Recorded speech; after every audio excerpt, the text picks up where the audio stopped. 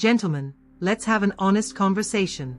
Women are amazing creatures, mysterious, beautiful, emotionally intelligent. And yes, sometimes, dangerously good at getting exactly what they want from you without you even realizing it. Now, before you jump into the comments accusing me of being anti-women, understand this. Manipulation is not a gender-exclusive skill. Men manipulate too. But today, we're talking about the subtle, psychological tactics that some women use to gain power in relationships. The kind of tactics that will have you wrapped around her finger, doing things you swore you'd never do, all while thinking it was your idea in the first place. And here's the thing. Manipulation isn't always loud or aggressive. Most times, it's soft. It's emotional. It's the little pushes and pulls that slowly train your behavior until she's controlling the dynamic without saying a word. This isn't to demonize women. It's to wake you up. Because if you can spot these tactics early, you can protect yourself from relationships that drain you instead of building you. So grab a pen, take notes, and don't just watch this for entertainment. Watch it like your emotional well-being depends on it. Because in some cases, it does. 1. The withholding affection tactic. This is one of the most common and most effective ways women can subtly control men, withholding affection. Notice I didn't just say sex, I mean affection in all its forms. She might suddenly stop holding your hand, stop greeting you warmly, stop initiating physical touch. And it's not because she's just not in the mood. No, in some cases, this is deliberate. Here's how it works. When a woman wants to influence your behavior, she can create a pattern of rewarding you with affection when you do what she wants, and withdrawing it when you don't. Think of it like training a dog, except you're the dog. You start to unconsciously associate her warmth, her kisses, her cuddles, and her intimacy with compliance. And before you know it, you're tiptoeing around her moods, desperately trying to get back in her good graces. It's psychological conditioning. She's essentially saying, without saying it, if you don't give me what I want, I'll make you feel emotionally starved. And because humans crave affection and connection, it's a highly effective control tool. Why it works on men. Men, especially in relationships, often rely on physical intimacy as a sign of emotional approval. When that's taken away, you can feel rejected, anxious, and desperate to fix whatever's wrong, even if you've done nothing wrong. That's when you start bending over backwards to please her. How to spot it? Does her affection drop suddenly whenever you set a boundary? Does she use phrases like, I just don't feel like being close right now, right after you refuse her request? Does she seem to reward you with extra affection only after you've done something she wanted? If you notice this pattern, you're not crazy, you're being emotionally trained. How to respond? You counter this by not chasing her approval when she withholds affection. Give her space. Keep your composure. Don't start acting desperate. The moment she realizes that emotional withdrawal doesn't make you dance, the tactic loses its power. 2. The selective memory strategy. Now this one is sneaky because it's not outright lying, it's selective recall. And it's one of the most frustrating forms of manipulation a man can experience. Here's how it works. When a disagreement happens, instead of acknowledging the full context, she will remember, and repeat, only the parts of the event that make her look right and you look wrong. It's not about truth, it's about controlling the narrative. She'll conveniently forget the parts where she pushed your buttons, raised her voice first, or made a mistake. But she'll have crystal clear recall of every single thing you did wrong. Over time, this can warp your own perception of events. You start doubting your own memory, wondering if you're exaggerating, overreacting, or just plain wrong. Why it works on men. Most men aren't trying to win arguments by any means necessary. You just want peace. And when someone confidently states their version of events, especially someone you care about, your brain can start to accept it as truth, even if it's twisted. That's why selective memory is so dangerous. It doesn't just change the fight, it changes your reality. Let's say you two argue because she canceled plans last minute. In your memory, she canceled 3 times this month. In her memory? Oh, she only canceled once, and the other times weren't real plans. She says it with such conviction that you start to second-guess yourself. And that's exactly the goal, to put you on the defensive so she can steer the conversation toward your reaction instead of her actions. How to spot it? She often remembers events in ways that make you the villain. She conveniently forgets key details that put her in a bad light. When you try to clarify, she accuses you of making things up or twisting the truth. How to respond. You can't rely on memory battles alone. If a pattern keeps repeating, keep track. Not in a petty way, but in a way that lets you calmly reference facts later. You can also end the back and forth by simply saying, "That's not how I remember it, and we clearly see this differently. Let's focus on fixing it instead of rewriting it." This way, you cut off the manipulation loop. 3. The guilt trip trap. The guilt trip, a classic manipulation move, and when done well, it's practically invisible. The goal here isn't to yell or demand. It's to make you feel bad for not doing what she wanted, so that next time, you won't resist. She's not telling you you're a bad boyfriend, she's letting you believe you might be one.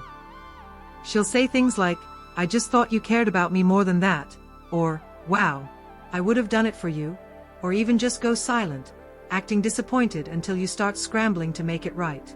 And once you give in, she learns that guilt works like magic. Why it works on men. Men in relationships often pride themselves on protecting and providing for their partner's happiness. So when she frames a request as a moral failing on your part, you instinctively want to fix it. But the truth is, you're not actually fixing the relationship, you're fixing her mood. And that's a dangerous habit. How to spot it. She frames your boundaries as signs you don't care enough. She uses emotional disappointment instead of direct requests. She praises you excessively only after you give in. How to respond. You need to separate genuine hurt from manufactured guilt. If you haven't actually done anything wrong, resist the urge to overcompensate. Calmly stand your ground. You can acknowledge her feelings without accepting false blame. "I understand you're upset, but that doesn't mean I was wrong." This keeps you from being emotionally blackmailed. 4. The hot and cold method. This is one of the most powerful psychological manipulation tactics because it taps into the exact same brain chemistry that makes gambling addictive. The hot and cold method works by giving you intense emotional highs, attention, affection, compliments, intimacy, followed by sudden emotional withdrawals. One day she's sweet, affectionate, and texting you non-stop. The next, she's distant, cold, or acting like she's lost interest entirely. The unpredictability keeps you hooked because your brain starts chasing that high again, like a slot machine that paid out big once and might do it again any second. Why it works on men. Men often feel driven to fix emotional distance in relationships. When she pulls away, you'll try harder, give more, or chase her approval, which only gives her more control. And because she rewards you unpredictably, you can never quite tell what will get you back into her good graces. This uncertainty is what keeps you emotionally invested, even when you're being drained. You go on an amazing date. She tells you she's never felt this way about anyone. You text her the next day, no reply. A day later, she sends a short, cold message, "Busy, talk later." You feel anxious, confused, and eager to get back to the warmth you had before. This cycle is intentional, because every time she turns the warmth back on, it feels extra special, and you start associating her approval with your happiness. How to spot it. Extreme shifts between affection and emotional distance. She's only sweet after you've worked to get back into her good graces. You feel anxious when she's off, and relieved when she's on. How to respond. Stop chasing the highs.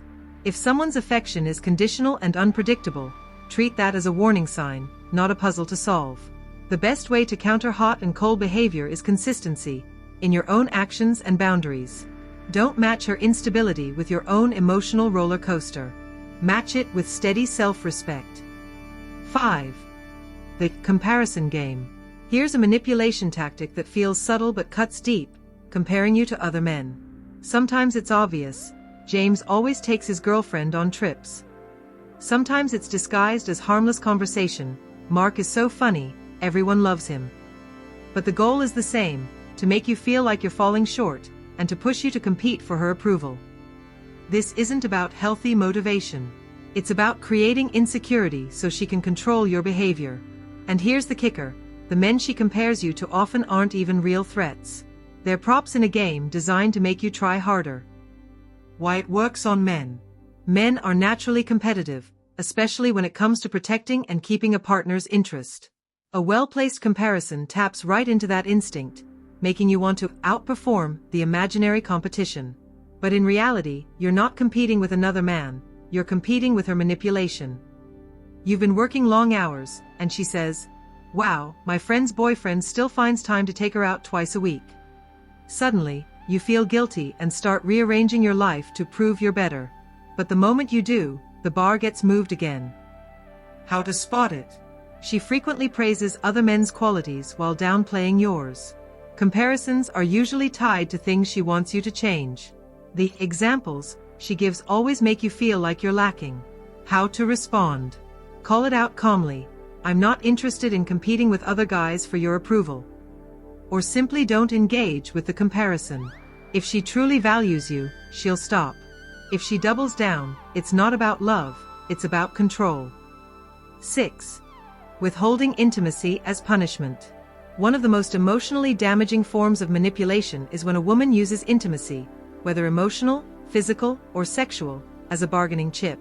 This tactic is designed to condition you into associating affection with obedience. It goes like this: the moment you do something she doesn't like, she becomes cold, distant, or entirely shuts down physically. But when you fall in line or meet her demands, she's suddenly affectionate again.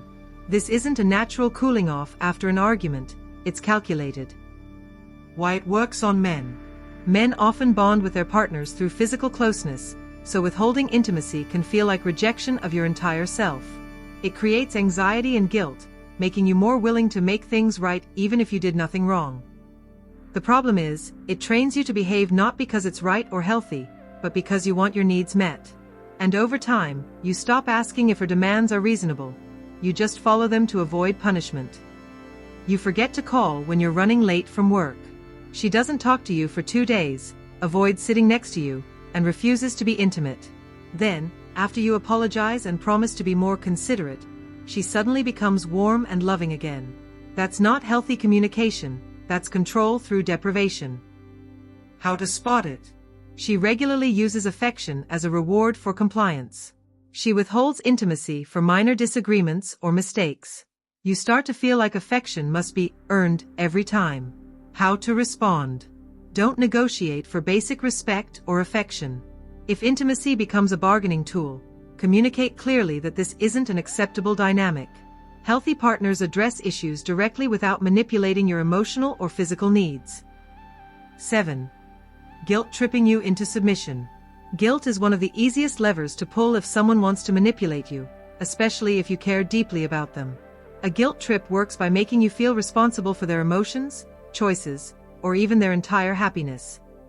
She might say things like, "After all I've done for you, this is how you treat me?" Or, "I guess I'm just not important to you." The goal isn't to resolve a problem, it's to make you feel so bad that you cave in to her demands without questioning them. Why it works on men. Men are often raised to be providers and protectors, so being told you failed in those roles can hit hard. A skilled manipulator knows that once she gets you to see yourself as the bad guy, you'll work overtime to make up for it. You tell her you can't make it to her friend's birthday party because you have work. She replies, "You never make time for me. I guess your job is more important than our relationship." Suddenly, you're scrambling to rearrange your entire schedule, not because you believe you're wrong, but because you can't stand the thought of her being disappointed. How to spot it? Her complaints focus on your character rather than your actions. She implies your worth is tied to doing what she wants. You feel obligated to make amends even when you haven't done wrong. How to respond? Separate guilt from responsibility. Just because someone is upset doesn't mean you've done something wrong. If she refuses to discuss issues without making you the villain, you're dealing with manipulation, not healthy communication. 8. Gaslighting, making you doubt your own reality. Gaslighting is the nuclear weapon of manipulation. It's when someone deliberately twists facts, denies events, or reinterprets reality so convincingly that you begin to question your own memory, judgment, and even sanity. It doesn't start big. At first, it's small corrections. "That's not what I said," or "You're overreacting." But over time, it escalates to denying things you know happened, or accusing you of imagining conversations entirely. The more you second-guess yourself, the easier it is for her to take control. Why it works on men. Men who care about fairness and logic are especially vulnerable to gaslighting. You want to resolve the conflict, so you consider the possibility that you might be wrong. Unfortunately, a manipulator exploits this humility, not to find truth, but to bend it. You bring up that she insulted you during an argument last week. She replies, "I never said that. You're twisting my words. You always do this when you want to start a fight." Suddenly, instead of discussing the hurtful comment, you're defending your ability to remember events accurately. Over time, you stop trusting your own instincts, which means she can define reality for both of you. How to spot it? You start apologizing for things you don't remember doing. She changes the subject or reframes events when confronted. You frequently think, "Maybe I'm just crazy." The truth always ends up favoring her version of events. How to respond? Keep a mental, or even written, record of events and conversations. That way, when she tries to rewrite the past, you can anchor yourself to objective reality. And remember, healthy partners can acknowledge hurtful actions, even if they don't fully agree with your interpretation. The truth is, manipulation doesn't always come in the form of shouting, threats, or ultimatums. Sometimes it's silent, sweet, and almost invisible, until you realize you're not the same man you were when you met her. Recognizing these tactics is the first step to protecting your peace, your self-respect, and your future.